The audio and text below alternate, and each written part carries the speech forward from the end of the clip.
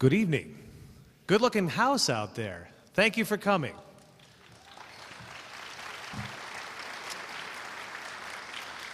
Good evening, ladies and gentlemen. Welcome to the Orpheum Theater for tonight's production of The War of the Worlds by H.G. Wells. What you're about to experience is first and foremost a radio play performed by radio actors in the style that harkens back to what's commonly referred to as the golden age of radio, when the actors, even though they couldn't be seen, were always decked out for the occasion. This is our Mercury Theater on the Air company of actors. You'll see these guys drift in and out of their scenes rather informally, and the emphasis will be less on the staging than on the sound for tonight's program. Above all else, this program has to sound scary because it's going to be recorded tonight and broadcast on Halloween night this Tuesday at 8 p.m. on KMNS in Sioux City, and that's 620 on your AM dial, just like the good old days. Now, the War of the Worlds radio play was written originally by Howard Koch, and it was first performed by Orson Welles in the Mercury Theater on the air on October 30th, 1938 on the CBS radio network. It scared the heck out of people, and we're hoping to do the same thing tonight, and that's why we've brought in a very talented individual to perform the music and the sound effects on the mighty Wurlitzer organ. Ladies and gentlemen, Mr. Dave Solberg.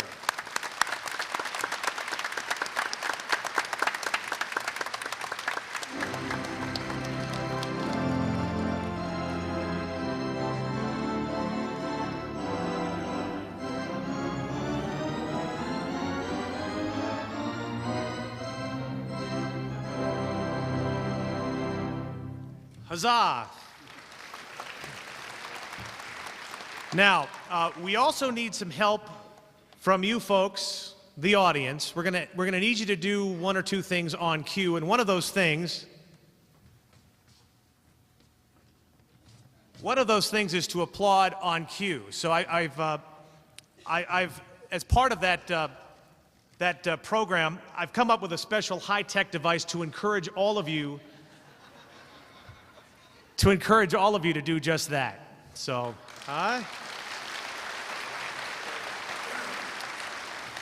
So without further ado, I'm going to ask all of the actors to take their places, which they pretty much have already.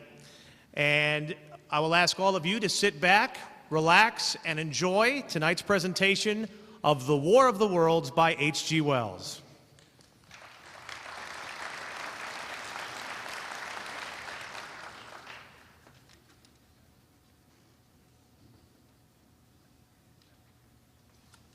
Western Iowa Tech Community College, the Orpheum Theater, and KMNS Sioux City present Orson Welles and the Mercury Theater on the Air in The War of the Worlds by H.G. Wells.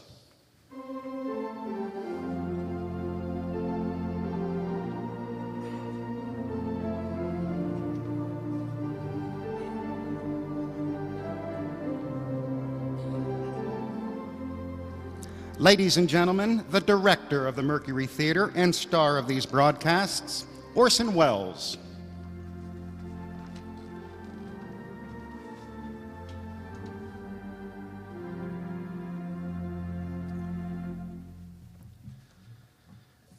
We know now that in the early years of the 21st century, this world was being watched closely by intelligences greater than man's and yet as mortal as his own. We know now that as human beings busied themselves about their various concerns, they were scrutinized and studied, perhaps almost as narrowly as a man with a microscope might scrutinize the transient creatures that swarm and multiply in a drop of water. With infinite complacence, people went to and fro over the earth about their little affairs, serene in the assurance of their dominion over this small, spinning fragment of solar driftwood, which, by chance or design, man has inherited out of the dark mystery of time and space. Yet across an immense ethereal gulf, minds that are to our minds as ours are to the beasts in the jungle, intellects vast, cool, and unsympathetic, regarded this earth with envious eyes and slowly and surely drew their plans against us. In the 6th year of the 21st century came the Great Disillusionment. It was near the end of October. Business was better. The war went on, but more people were back at work. Sales were picking up. Gas prices were down.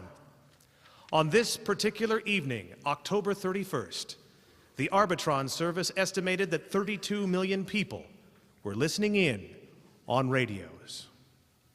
For the next 24 hours, not much change in temperature. A slight atmospheric disturbance of undetermined origin is reported over Western Canada, causing a low-pressure area to move down rapidly over the Midwestern states, bringing a forecast of rain accompanied by winds of light gale force. The expected high temperature 66, the low 48. This weather report comes to you from the National Weather Service. We take you now to the Orpheum Theatre in downtown Sioux City, where you'll be entertained by the music of Dave Soberg and the mighty Wurlitzer organ.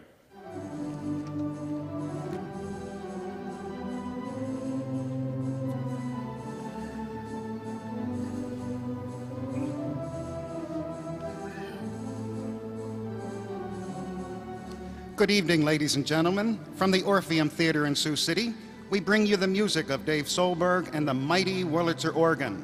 With a touch of the Spanish tango, Dave leads off with Temptation.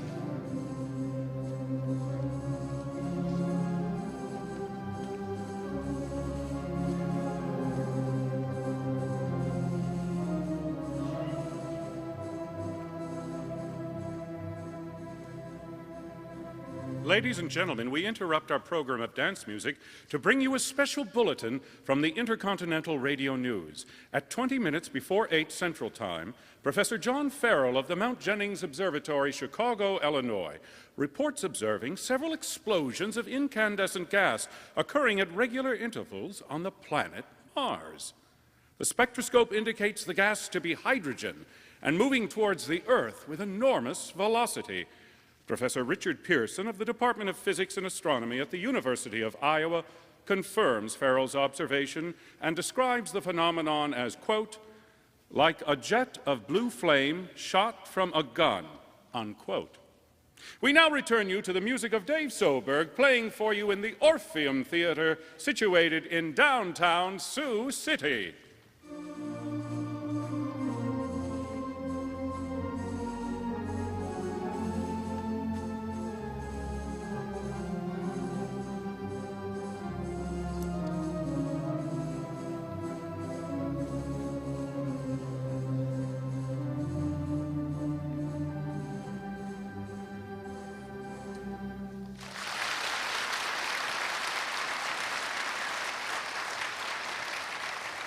And now a tune that never loses favor, the ever-popular Stardust.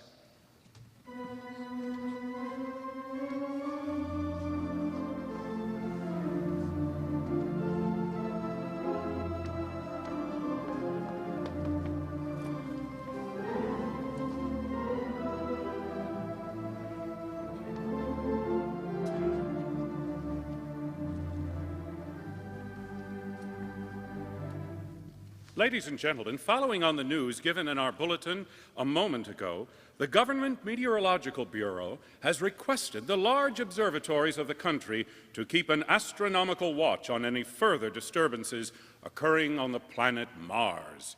Due to the unusual nature of this occurrence, we have arranged an interview with a noted astronomer, Professor Richard Pearson, who will give us his views on this event. In a few moments, we will take you to the roof of Van Allen Hall at the University of Iowa in Iowa City.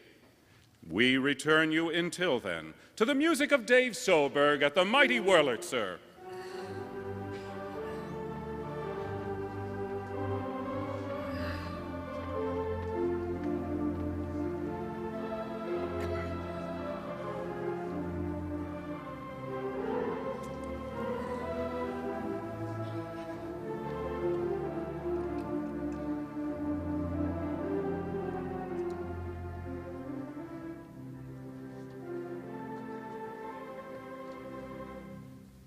We're now ready to take you to the telescopes on the roof of Van Allen Hall at the University of Iowa, where Carl Phillips, our man on the scene, will interview Professor Richard Pearson, famous astronomer.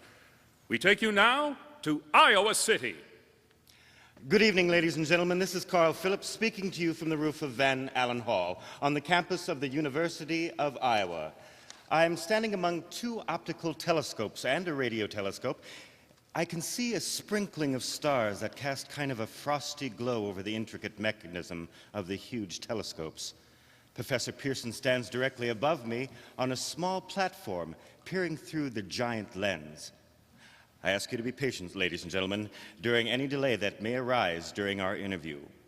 Besides his ceaseless watch of the heavens, Professor Pearson may be interrupted by telephone or other communications.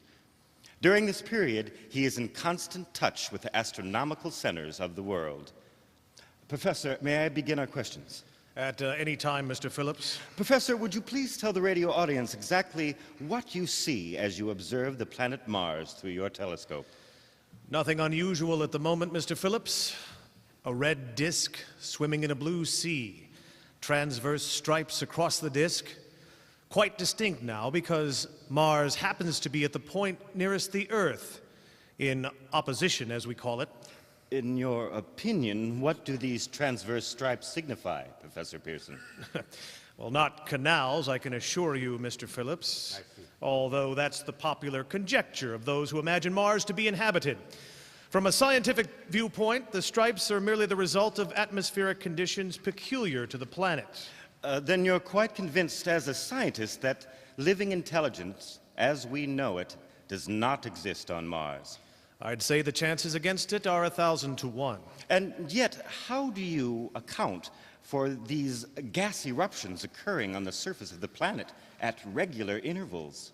Well, Mr. Phillips, I cannot account for it. By the way, Professor, for the benefit of our listeners, how far is Mars from the Earth? Approximately 40 million miles. Well, that seems a safe enough distance. Thank you. Oh, just a minute, ladies and gentlemen. Someone has just handed Professor Pearson a message. While he reads it, let me remind you that we are speaking to you from the roof of Van Allen Hall at the University of Iowa in Iowa City, where we are interviewing the world-famous astronomer, Professor Richard Pearson. Oh, one moment, please. Professor Pearson has passed me a message which he has just received. Professor, may I read this message to the listening audience? Certainly, Mr. Phillips. Ladies and gentlemen, I shall read you a wire addressed to Professor Pearson from Dr. Lloyd Gray of the Griffith Observatory of Los Angeles, California. Quote, 8 o'clock p.m. Central Time, seismograph registered shock of almost earthquake intensity occurring within a radius of 25 miles of Sioux City. Please investigate. Signed, Lloyd Gray, Chief of Astronomical Division, unquote. Professor Pearson, could this occurrence possibly have something to do with the disturbances observed on the planet Mars? Hardly, Mr. Phillips. This is probably a meteorite of unusual size, and its arrival at this particular time is merely a coincidence. However, we shall conduct a search as soon as daylight permits. Thank you, Professor. Ladies and gentlemen, for the past 10 minutes, we've been speaking to you from Van Allen Hall at the University of Iowa, bringing you a special interview with Professor Pearson, noted astronomer. This is Carl Phillips speaking. We are returning you now to our Sioux City studio.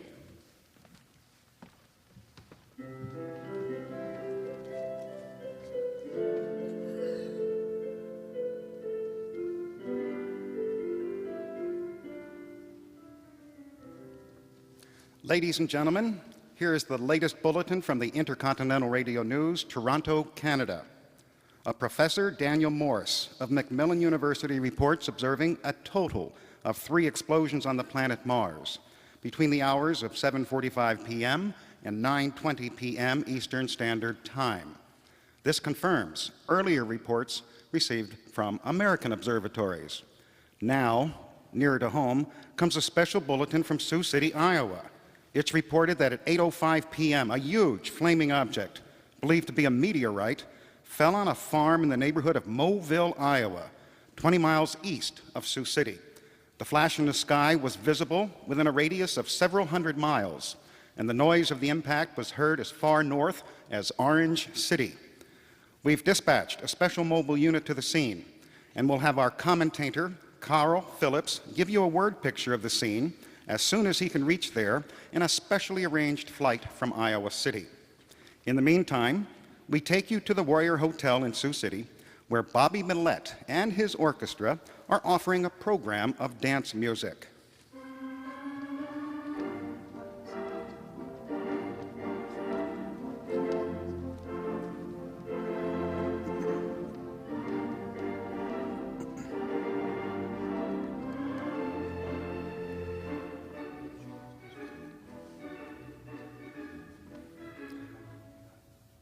We take you now to Mobile, Iowa.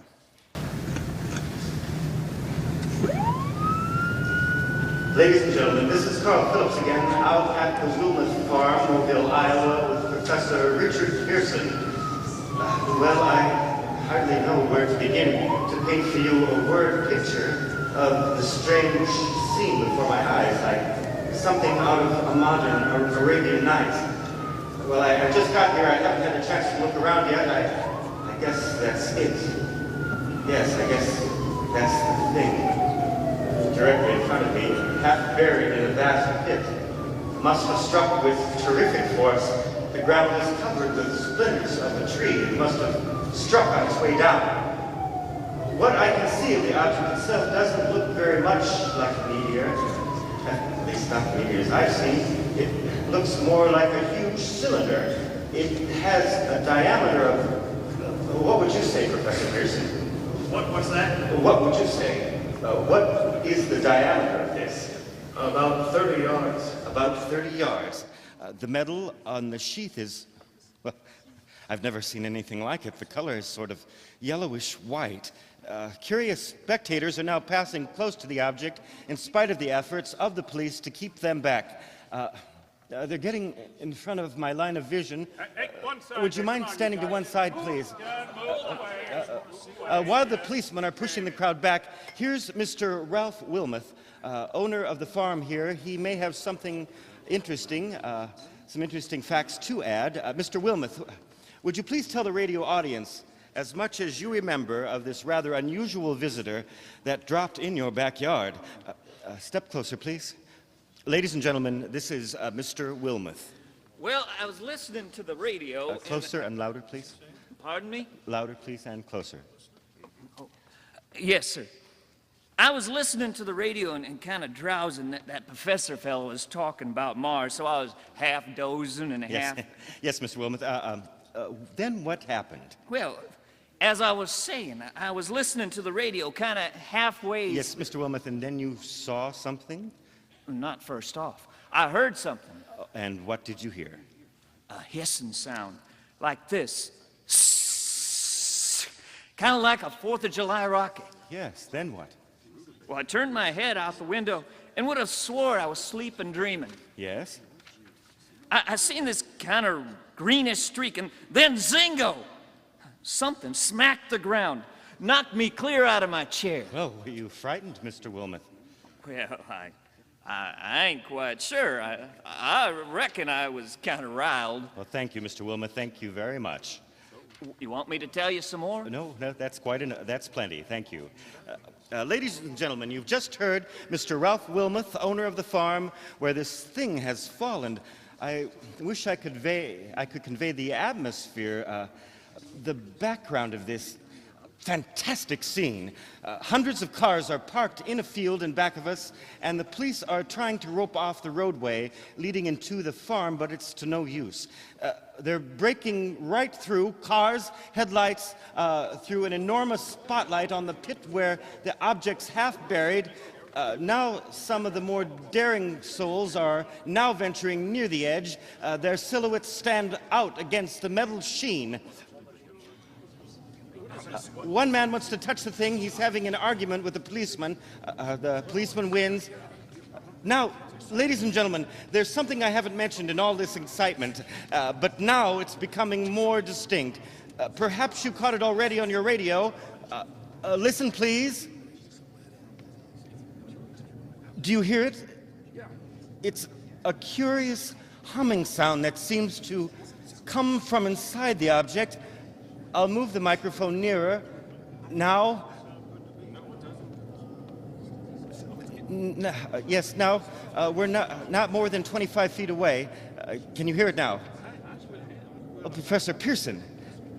Yes, Mr. Phillips? Can you tell us the meaning of that scraping noise inside the thing? Possibly the unequal cooling of its surface. I see. Do you still think it's a meteor, Professor? I don't know what to think. The metal casing is definitely extraterrestrial, not found on this Earth. Friction with the Earth's atmosphere usually tears holes in a meteorite. This thing is smooth and, as you can see, of cylindrical shape. Yes, just a minute. Something's happening. Ladies and gentlemen, this is terrific. The end of the thing is beginning to flake off. The top is beginning to rotate like a screw, and the thing must be hollow. Come on now, come on. Get those idiots back. Get back, get back. Just move.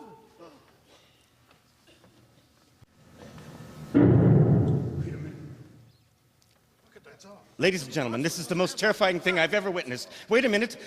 Someone's crawling out of the hollow top. Someone or something. I can see peering out of that black hole two luminous discs.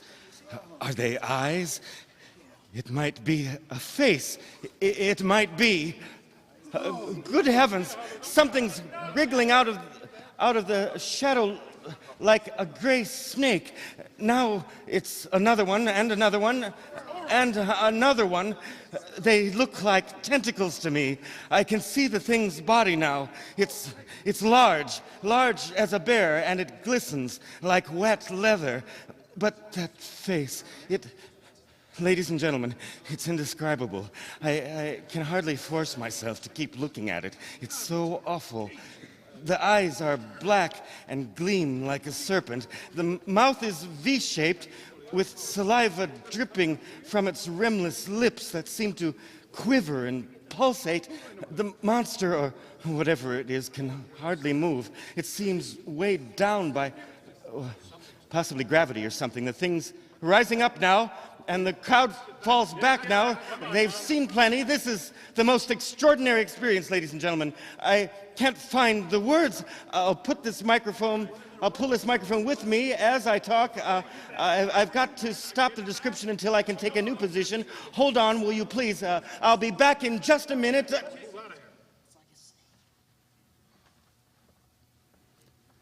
We are bringing you an eyewitness account of what's happening in the Wilmuth Farm in Moville, Iowa.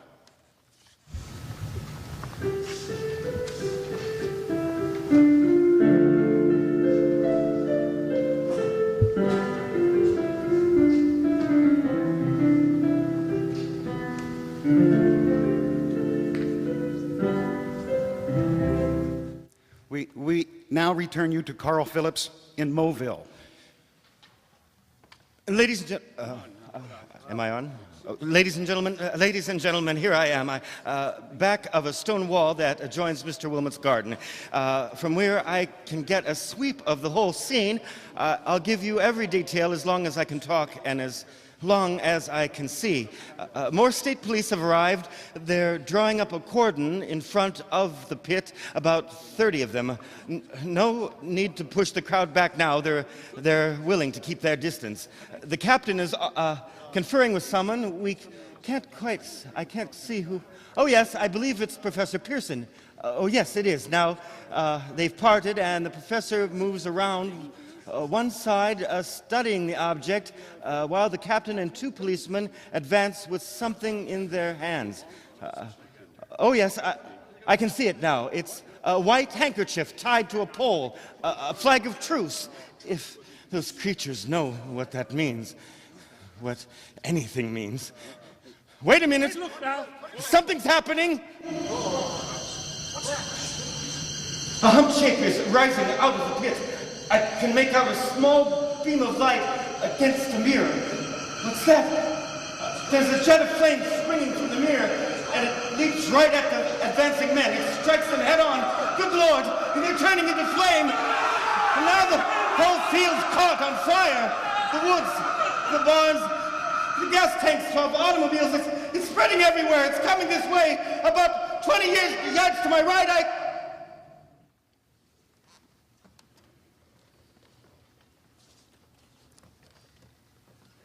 Ladies and gentlemen, due to circumstances beyond our control, we're unable to continue the broadcast from Mobile. Evidently, there's some difficulty with our field transmission. However, we'll return to that point at the earliest opportunity. In the meantime, we have a late bulletin from San Diego, California. Professor Bernhard Indokoffer, speaking at a dinner of the California Astronomical Society, expressed the opinion that the explosions on Mars are undoubtedly nothing more than severe volcanic disturbances on the surface of the planet. We continue now with our piano interlude.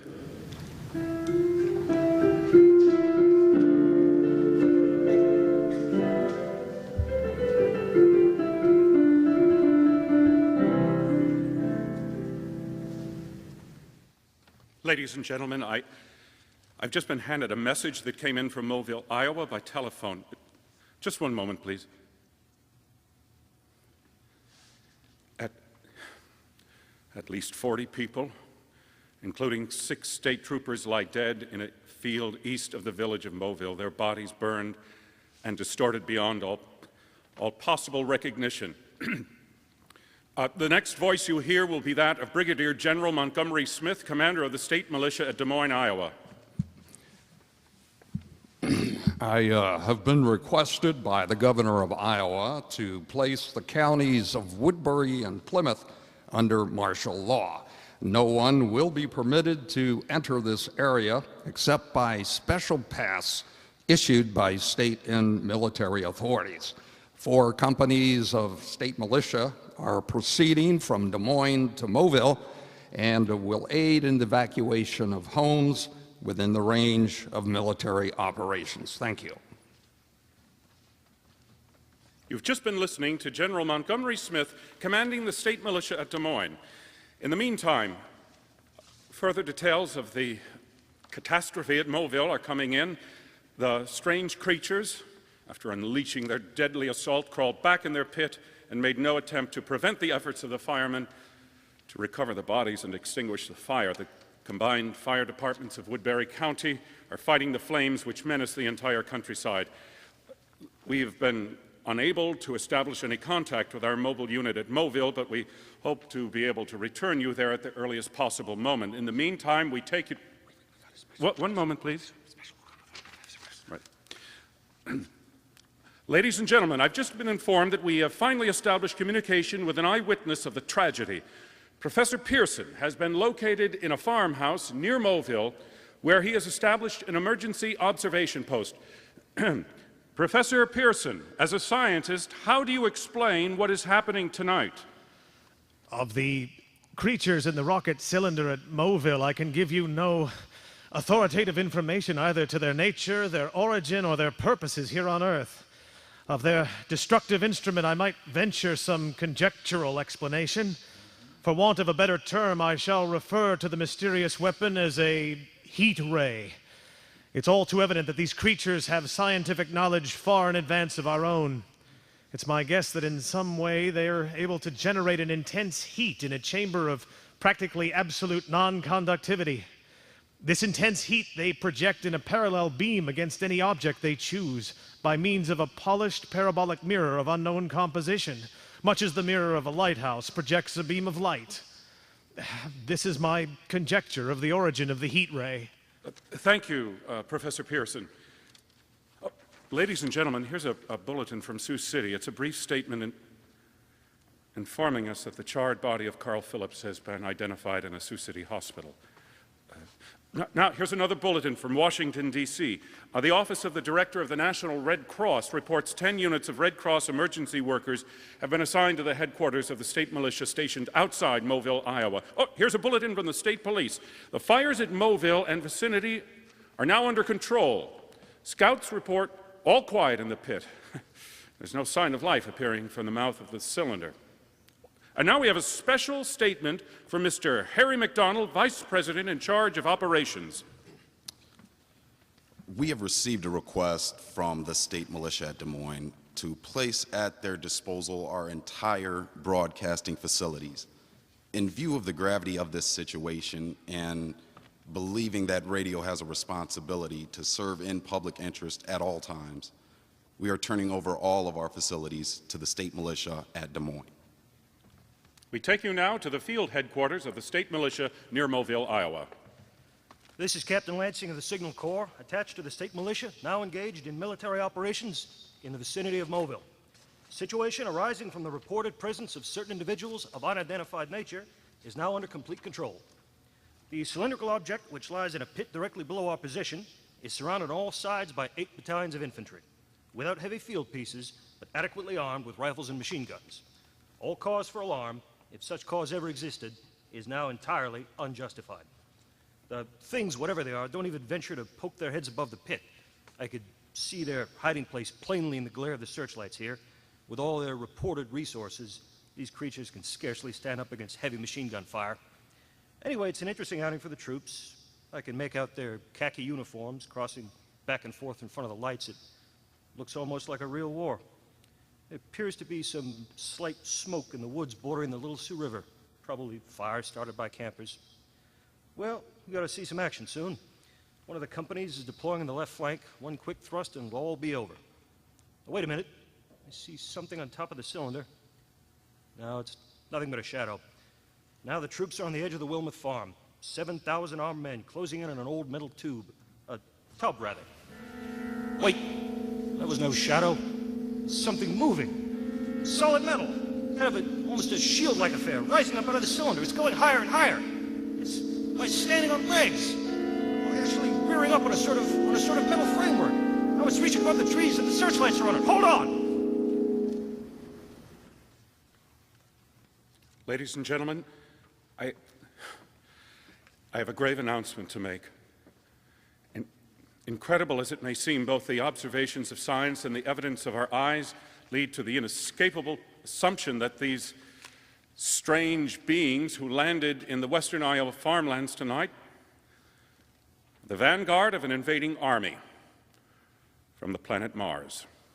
The battle which took place tonight at Mobile has ended in one of the most startling defeats ever suffered by an army in modern times. 7,000 men armed with rifles and machine guns pitted against a single fighting machine of the invaders from Mars. 120 known survivors, the rest strewn over the battle area from Mobile to Kingsley, crushed and trampled to death under the metal feet of the monster or burned to cinders by its heat ray.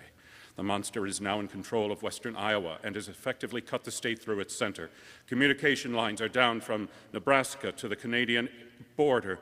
Airports are shut down and railroad tracks are torn, and service from Sioux City to Minneapolis-St. Paul discontinued except routing some of the trains through Clear Lake and Denison. Highways to the north, south, and west are clogged with frantic human traffic. Police and Army reserves are unable to control the mad flight. By morning, the fugitives will have swelled Des Moines, Ames, and Cedar Rapids. It is estimated to twice their normal population. Martial law prevails throughout Iowa, northern Nebraska, and eastern and South Dakota. At this time, we take you to Washington for a special broadcast on the emergency. Ladies and gentlemen, the President of the United States. Citizens of this nation, I shall not try to conceal the gravity of the situation that confronts our country, nor the concern of your government in protecting the lives and property of its people. However, I wish to impress upon you, private citizens and public officials, all of you, the urgent need of calm and resourceful action. Fortunately, this formidable enemy is still confined to a comparatively small area, and we may place our faith in the military forces to keep them there. In the meantime, placing our faith in God, we must continue the performance of our duties, each and every one of us, so that we may confront this destructive adversary with a nation united, courageous, and dedicated to the preservation of liberty and human supremacy on this earth. I thank you. You have just heard the President of the United States from Washington. Bulletins too numerous to read are piling up in the studio here. We are informed the central portion of Iowa is blacked out from radio communication due to the effect of the heat ray upon power lines and electrical equipment. Oh, here's a special bulletin, Des Moines. Cables have been received from English, French, and German scientific bodies offering assistance. Astronomers report continued gas outbursts at regular intervals on the planet Mars. The majority voiced the opinion that the Army will be reinforced by additional rocket machines. There have been several attempts made to locate Professor Pearson of the University of Iowa, who has observed Martians at close range. It's feared he was lost in the recent battle. Scouting planes from the 185th Air Refueling Wing of the Iowa Air National Guard report 3 Martian machines visible above treetops moving west towards Sioux City with population fleeing ahead of them. The heat ray is not in use, although advancing at express train speed. Invaders pick their way carefully. They seem to be making a conscious effort to avoid destruction of cities and countryside. However, they stop to uproot power lines, bridges, and railroad tracks. Their apparent objective is to crush resistance, paralyze communication, and disorganize human society. Here's a bulletin from Iowa. Coon hunters have stumbled on a second cylinder similar to the first, embedded in a swampy area 20 miles south of Sergeant Bluff. Army field pieces are proceeding from Sioux City to blow up second invading unit before cylinder can be opened and the fighting machine rigged. They're taking a position in the Loess Hills.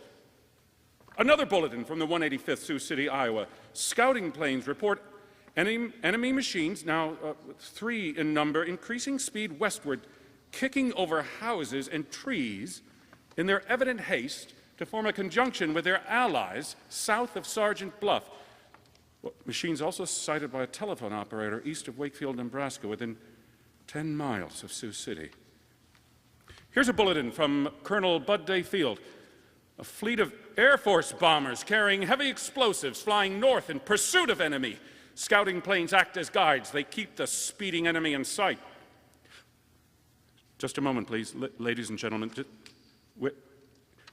We've run special wires to the artillery line in adjacent towns to give you direct reports in the zone of the advancing enemy. First, we take you to the battery of the 113th Infantry of the Iowa National Guard located in the Loess Hills.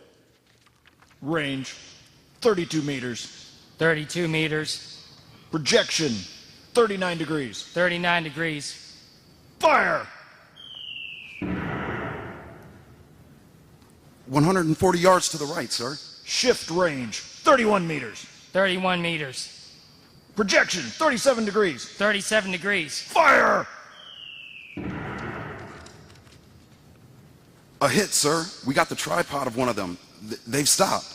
The others are trying to repair it. Quick, get the range. Shift, 30 meters. 30 meters. Projection, 27 degrees. 27 degrees. Fire! Can't see the shell land, sir. They're letting off a smoke. What is it? It's a black smoke, sir. It's moving this way, lying close to the ground. It's moving fast. Put on your gas masks. Get ready to fire. Shift, 24 meters.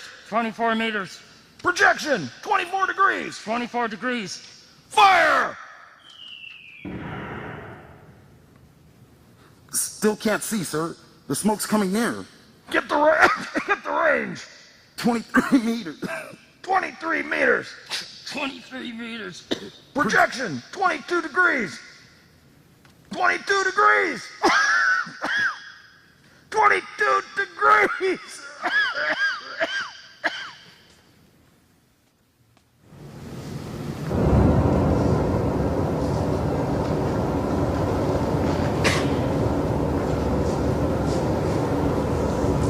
Air Force bombing plane PA-43 off Sioux City, Iowa.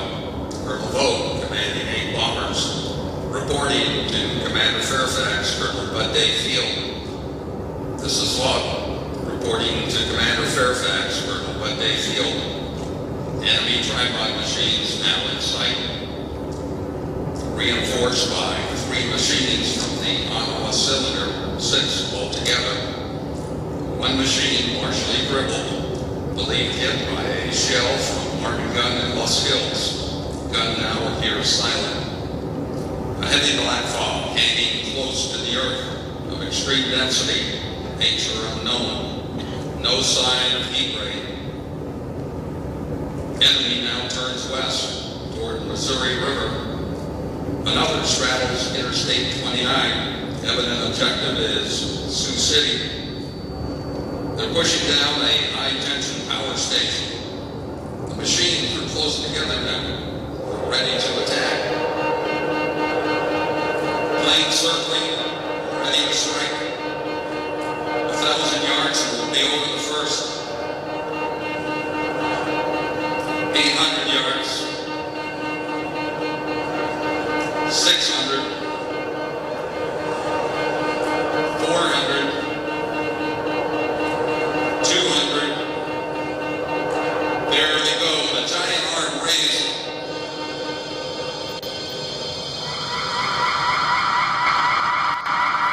Green flash, they're spraying us with flame. 2,000 feet, engines are giving out. No chance to release bombs. Only one thing left. Drop on them, plane and all. We're diving on the first one. Now the engine's gone. 8.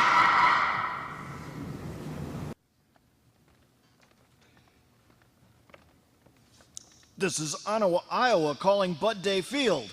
This is Ottawa, Iowa calling Bud Day Field. Come in, please. This is Bud Day Field. Go ahead. 8 Air Force bombers in engagement with enemy tripod machines between Interstate 29 and the Missouri River. Engines incapacitated by heat ray. All crashed. 1 enemy machine destroyed. Enemy now discharging heavy black smoke in direction of... This is Sergeant Bluff, Iowa. This is Sergeant Bluff, Iowa. Warning. Poisonous black smoke pouring in from Interstate 29. Gas masks useless. Urge population to move into open spaces. Automobiles use highways 20, 12, 77. Avoid congested areas. Smoke now spreading in a northerly direction. 2X, 2L calling CQ. 2X, 2L calling CQ. 2X, 2L calling 8X3R. Come in, please. This is 8X3R coming back at 2X2L. How's the reception? How's the reception? K, please. Where are you, 8X3R? What's the matter? Where are you?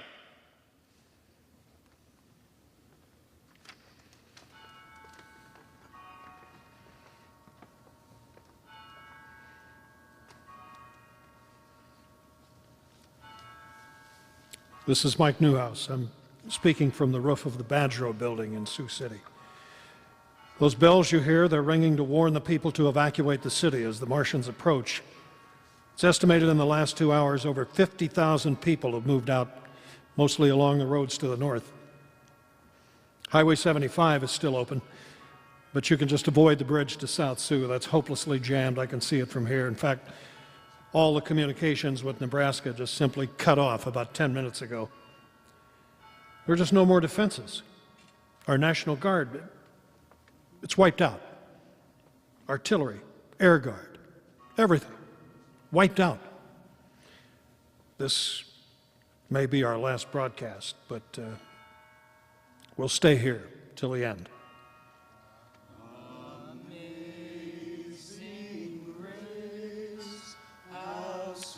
Maybe you can hear that. The people are holding a service in the cathedral and down in the plaza below us. It's spread out.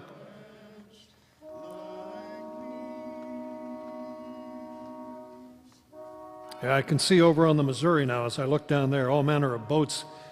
They're just packed with fleeing population. They're pulling out from the docks, from the riverbanks, anywhere they can get in the water. The streets are jammed. Noise in the crowds is like New Year's Eve in the city. Well, wait a minute. The enemy is now in sight. I can see five great machines. The first one's crossing the river now. I can see it from here. It's wading the Missouri like a man wading through a brook. Here's a bulletin handed me. Martian cylinders they're falling all over the country. One outside of Omaha, one in Chicago, St. Louis. They seem to be timed and spaced. Now, that first machine has reached the shore. He's on the Iowa side here. He's just standing there watching, looking over the city. That steel, cowlish head is even with the top of the Terra Center. He's just waiting for the others. They're rising like a line of new towers downtown. Now, they're lifting their metal hands. Oh, I'm sure this is the end now. There's smoke, black smoke. It's drifting over the city. Now the people in the streets see it. They're running towards the river. Thousands of them. They're just dropping in like rats. And the smoke's spreading faster. I can see it at Douglas Street now. People are trying to run, but it's no use. They're falling like flies.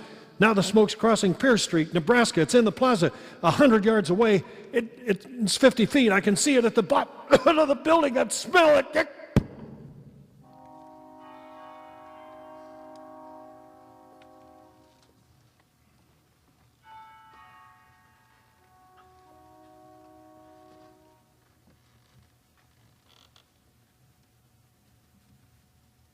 2X, 2L, calling CQ.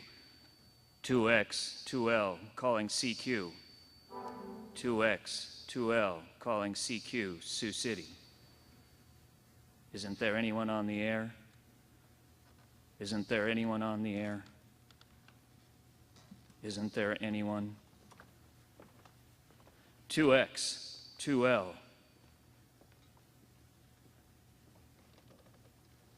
You are listening to a presentation of Orson Welles and the Mercury Theater on the air in a dramatization of the War of the Worlds by H.G. Wells. This performance is made possible by a grant from Humanities Iowa and the National Endowment for the Humanities with support from Western Iowa Tech Community College. Western Iowa Tech, the best place to start. Additional support provided by State Steel and by Morningside College. You want the best chance for success? Visit Morningside College today. The wardrobe for our cast has been provided by Sadov's Men's Clothing and Arlen DeZau. This is KMNS, Sioux City.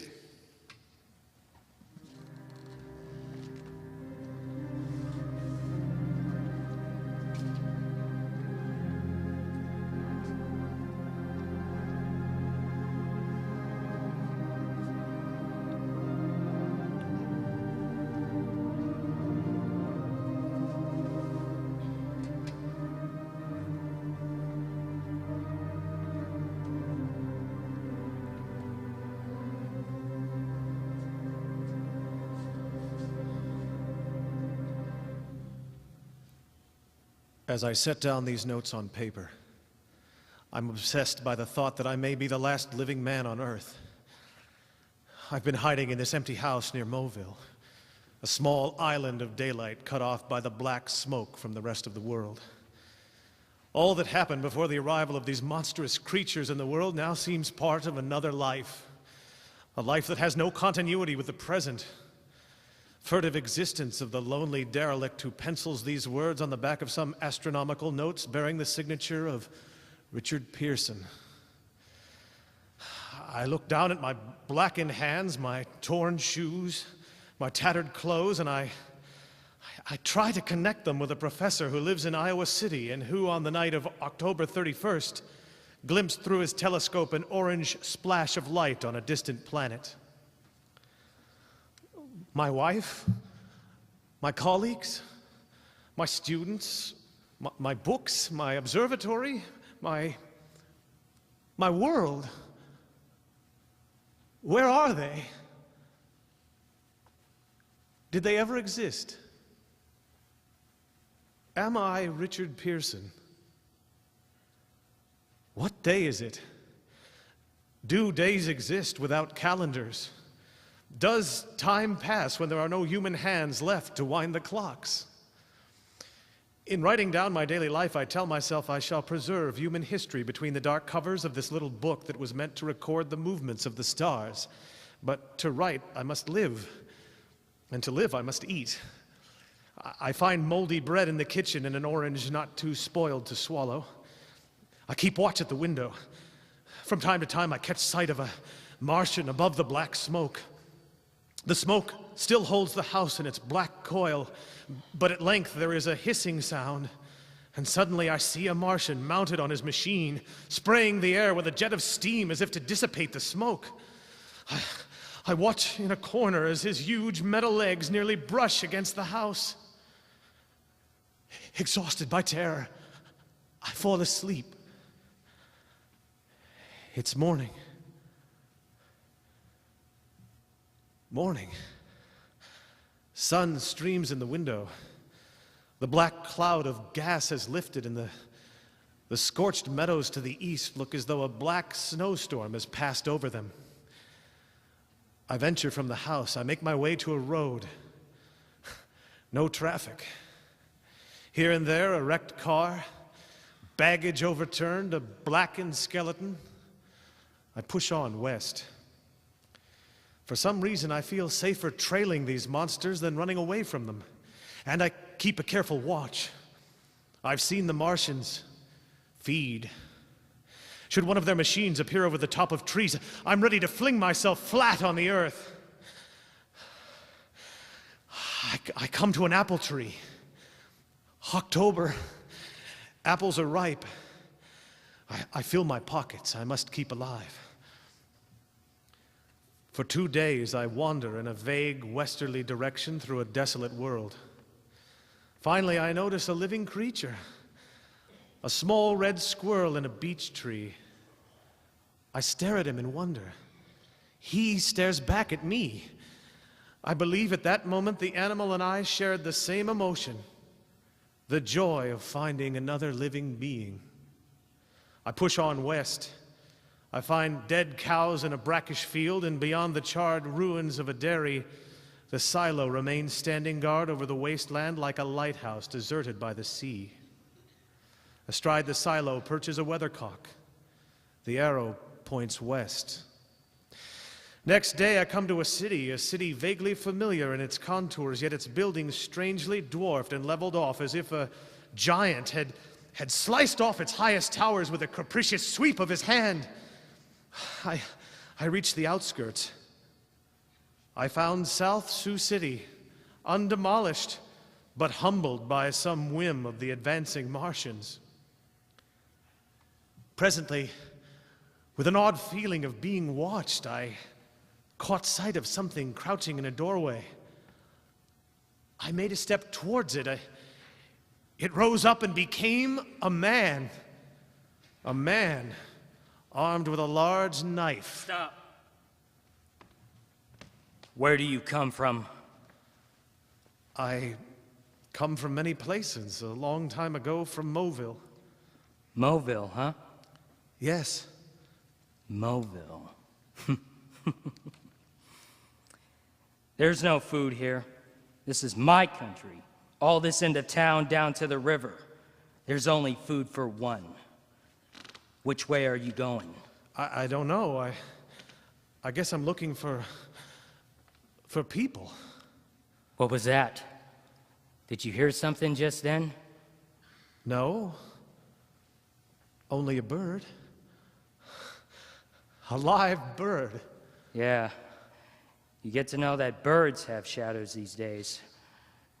Hey, we're in the open here. Let's crawl in this doorway here and talk. Have you seen any Martians?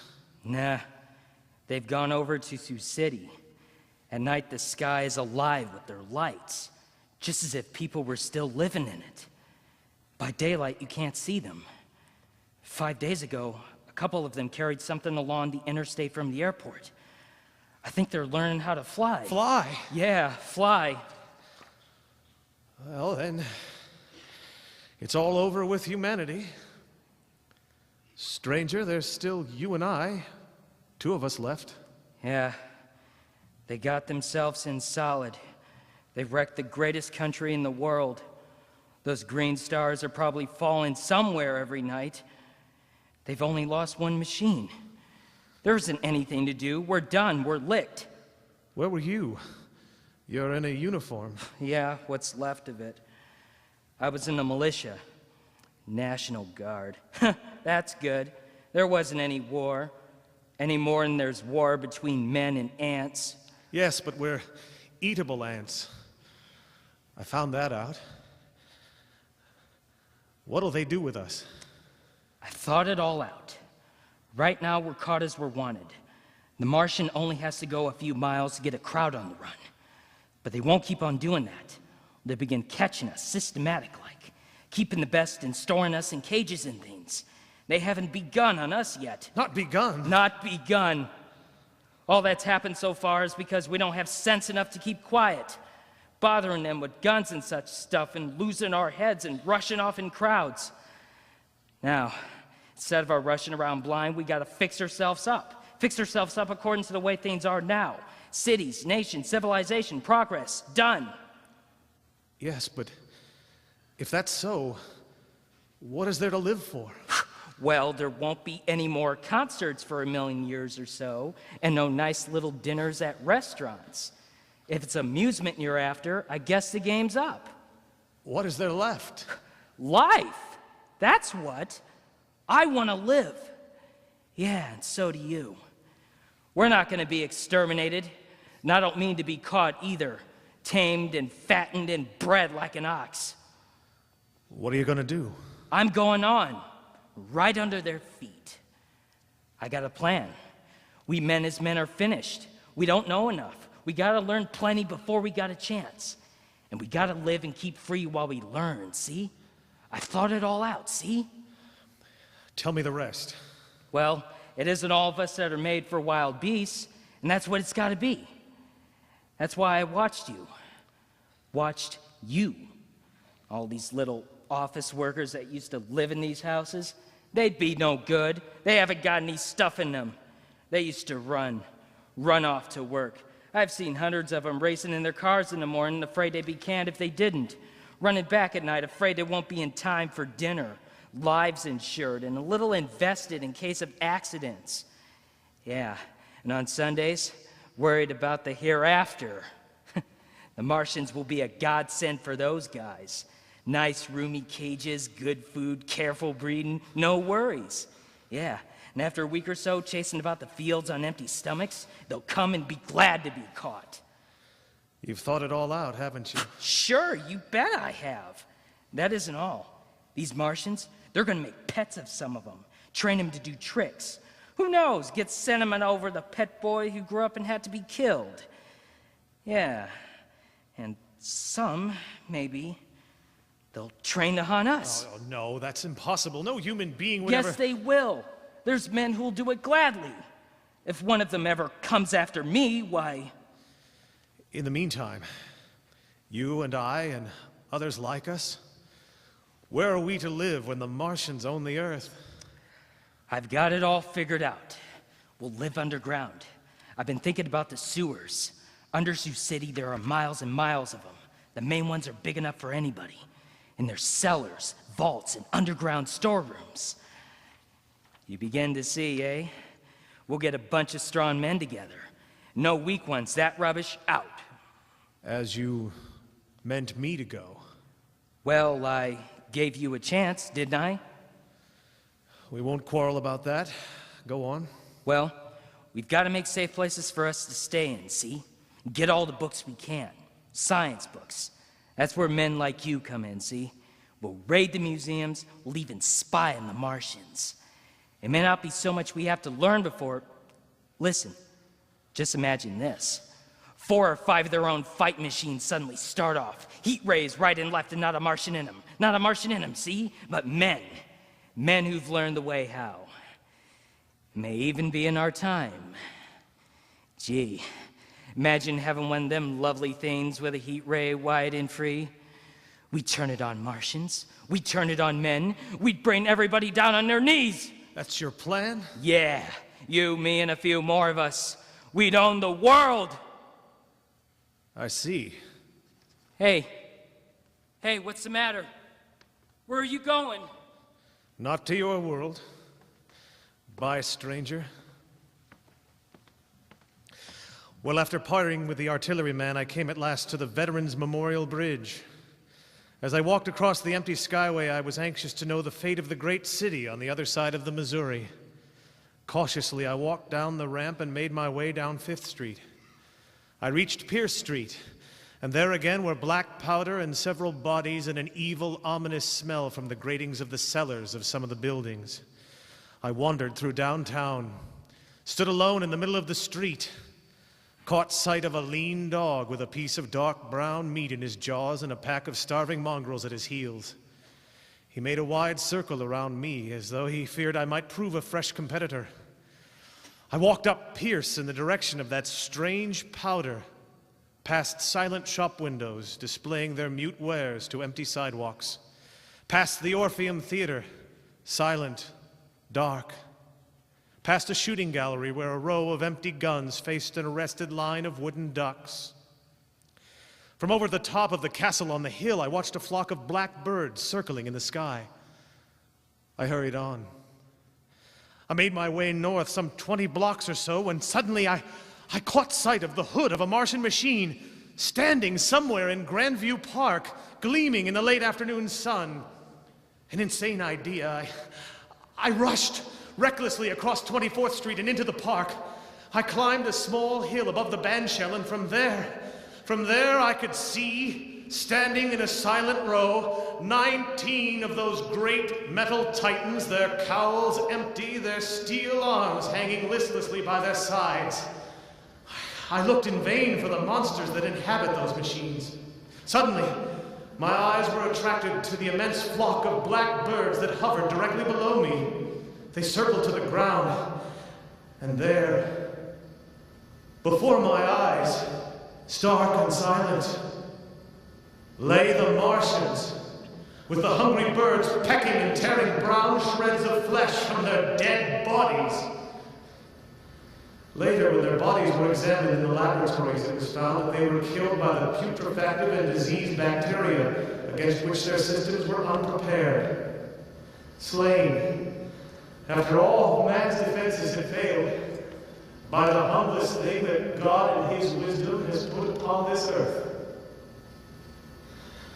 Before the cylinder fell, there was a general persuasion that through all the deep of space, no life existed beyond the petty surface of our minute sphere. Now we see further.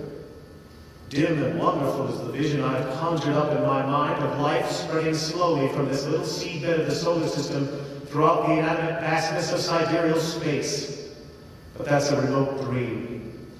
It may be that the destruction of the Martians is only a reprieve. To them, and not to us, is the future ordained, perhaps.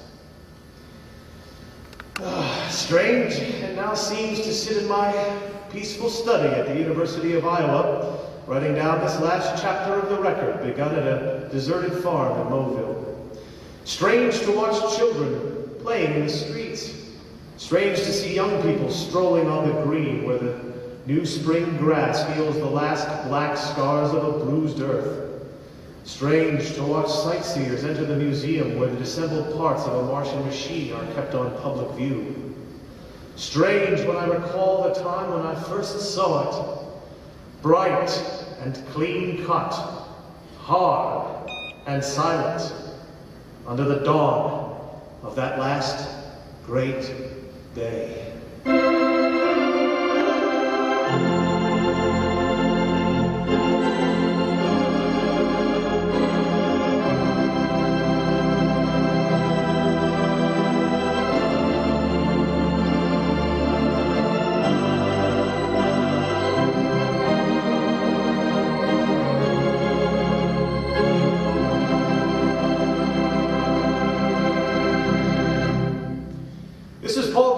Channeling the spirit of Orson Welles, ladies and gentlemen, out of character to assure you that the War of the Worlds has no further significance than as the holiday offering it was intended to be.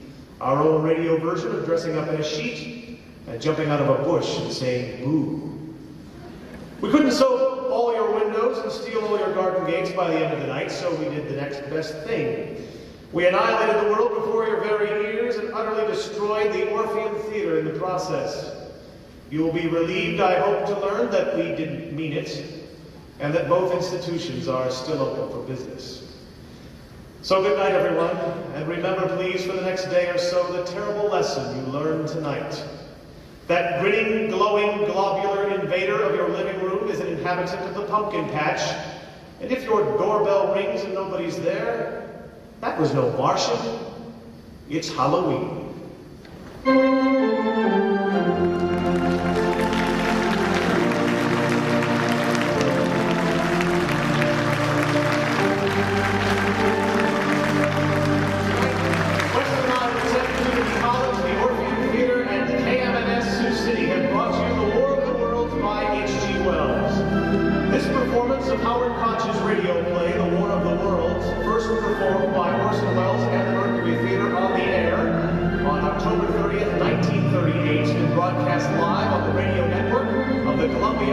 Broadcasting System has been presented by permission of Ann Koch.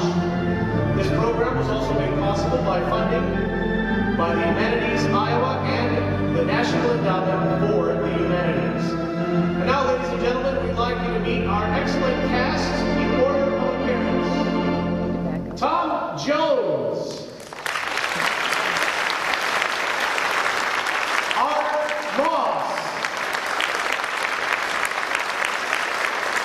Christopher Gall. Lenny Copel. Or should I call him President George Bush? Ralph Swain.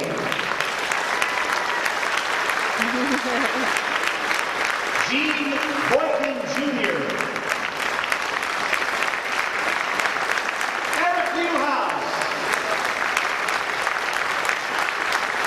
Chad Gall. Mike Newhouse.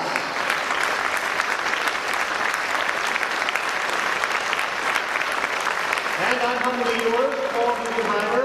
And now, ladies and gentlemen, the organist this evening at the Mighty Wurlitzer, Mr. Dave Solberg.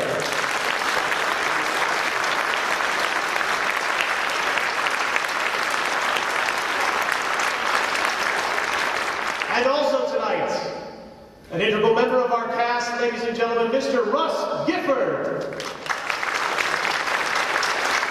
We saved the best for last. On your way out, folks, we ask that you please feel free to use the evaluation forms, which are a requirement of Humanities Iowa, to get some feedback on the production tonight. Also, we have some extra time, so if you would like to ask any of the cast or Dave questions, we have a little feedback session, so we're going to be like Carol Burnett, turn up the lights, and let you folks enjoy the atmosphere for a little while longer and ask any and all questions that you might have. And again, thank you so much for coming tonight. Not yet. Any questions at all, you're more than welcome. Yes, this gentleman right down in front. Are any of you old enough to have heard the original broadcast? Mike Newhouse is. No, wait a minute. I don't think we have anybody in the cast who's old enough to have heard it. Dave, did you hear it? I was not old enough. I was there. You were what, 2 maybe? Yeah. So they had it on in his crib, but anybody else? Anybody at all? No, we don't need that. Let me stop. Oh, right here.